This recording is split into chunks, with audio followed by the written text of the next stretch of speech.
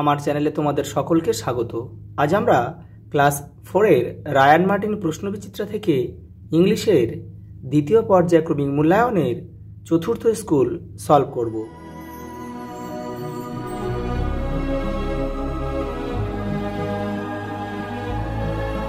দেখো 4 নম্বর স্কুল। প্রথম প্রশ্ন বলেছে কি, দেখো write down the opposite word of silently, হবে কি লাউডলি। পরেরটা দেখো, write T for true and F for false statement in the given boxes. দেখো তোমাদের কিন্তু এখানে প্যাসেজ দেয়নি, তাহলে তোমাদের কিন্তু টেক্সটটাকে খুব ভালো করে পড়তে হবে। প্রথম প্রশ্ন দেখো কি বলেছে, Swadesh loved his motherland dearly, সে তার মাতৃভূমিকে ভালোবাসত, এটা কিন্তু ঠিক। পরেরটা দেখো, Alipurduar is at the extreme south of Bengal, একদম দক্ষিণে অবস্থিত আলিপুরদুয়ার, কিন্তু না, এটা ভুল। আলিপুরদুয়ার আমাদের পশ্চিমবঙ্গের একদম মাথায় অবস্থিত, সেই জন্য এটা কিন্তু ফলস হবে। পরেরটা দেখো, ম্যাসকুলাইন জেন্ডার আর ফেমিনাইন জেন্ডার। দেখো এখানে হর্স দিয়েছে, এখানে এটা ভুল আছে, এটাই হর্সটা হবে এপারে, আর এটা হবে মেয়ার, MARE। পরেরটা দেখো, কক হেন। পরেরটা দেখো 4 দাগ, circle the verb and underline the adverb, ভার্বগুলোকে গোল করতে হবে আর অ্যাডভার্বের নিচে তোমাকে দাগ দিতে বলেছে। দেখো এটা দেখো, দ্য থিফ রান, এটা ভার্ব, এটাকে গোল করতে হবে। অ্যাওয়ে কুইকলি, এটা অ্যাডভার্ব। বিয়েটা দেখো, Ruma rise early in the morning, সে এই রাইসটা হচ্ছে ভার্ব আর আর্লিটা হচ্ছে বা তাড়াতাড়িটা হচ্ছে অ্যাডভার্ব।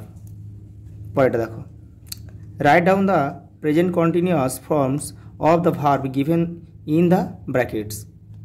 দেখো প্রেজেন্ট কন্টিনিউয়াস মানে ING যোগ হবে, এবারে কর্তা অনুযায়ী এমইসার বসবে, তাহলে এটা হবে দে are playing.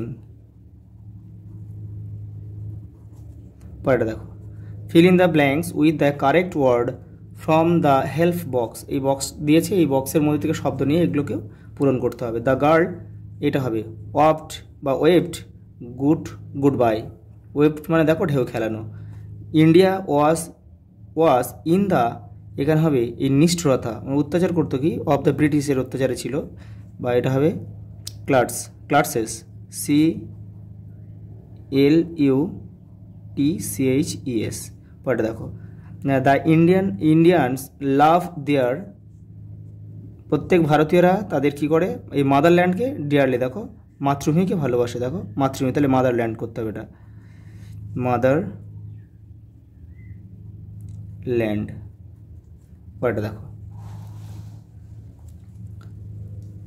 Name any 4 important place of Kolkata, কলকাতার 4টে বিখ্যাত জায়গার নাম করতে বলেছে।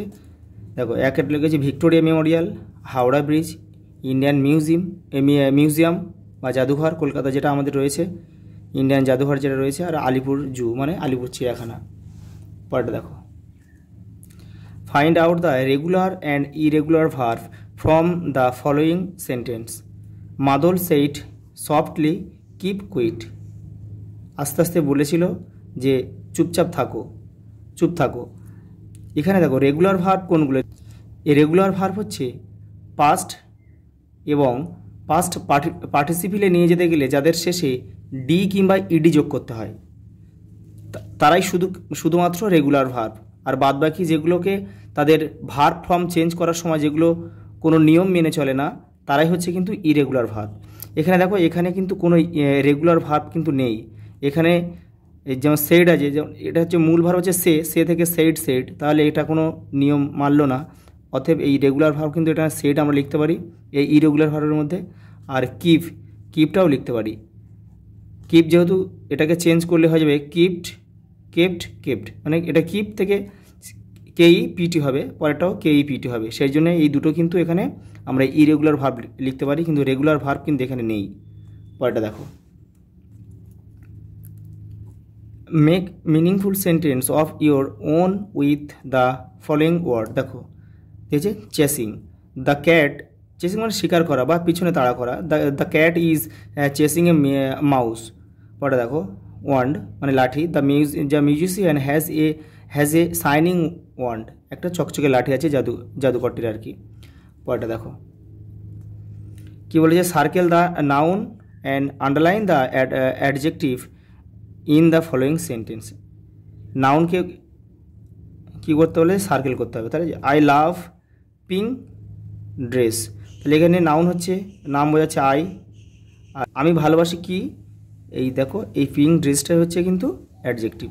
পরে দেখো কামোট হ্যাভ শার্প টিথ, তাহলে কামোটের তীক্ষ্ণ দাঁত আছে, তাহলে কামোট হচ্ছে এখানে তোমার সাবজেক্ট, আর এই যে শার্প টিথ হচ্ছে অ্যাডজেক্টিভ। পরেটা দেখো,